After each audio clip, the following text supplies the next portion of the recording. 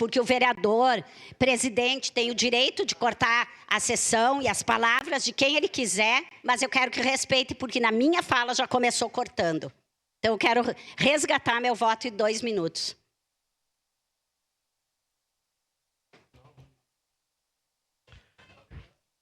Pedido deferido, vereadora. 2 minutos, por favor.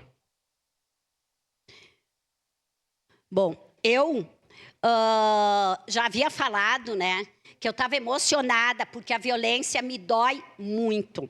Eu acho que assim como a paz, a gentileza gera gentileza, a violência gera violência. Não é com violência que se resolve os problemas na sociedade.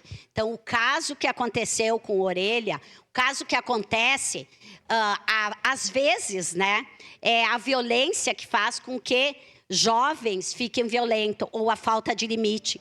Eu acho que, quando a gente fala do que aconteceu nesse caso, são muitas faltas de limite, e o limite, ele não é dado com violência.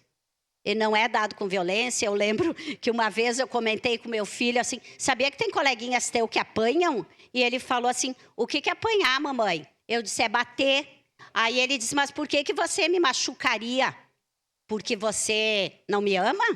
Então, eu acho que isso a gente precisa aprender na nossa sociedade. Se a gente não quer uma sociedade que matem os jovens, como está sendo, que matem mulheres, como acontece hoje, que matem animais, nós precisamos lutar por uma sociedade de paz. Então, votarei favorável e, mais uma vez, vereadora Andressa Marques, vereadora Andressa Malmo, nós estamos juntos na luta por uma sociedade sem violência para os animais, para as crianças, para as pessoas, para os jovens, para adultos, para todas as pessoas. Obrigada. Obrigado, vereadora. Próximo inscrito em declaração de voto, vereador.